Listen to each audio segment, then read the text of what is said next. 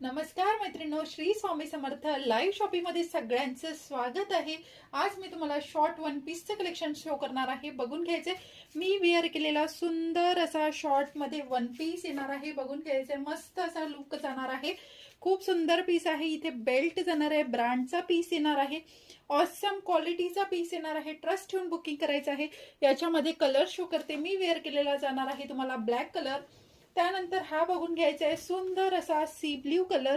बघून घ्या, look same जाणार आहे, सी ब्ल्यू कलर। सगळं याला बेल्ट येणार आहे तुम्हाला।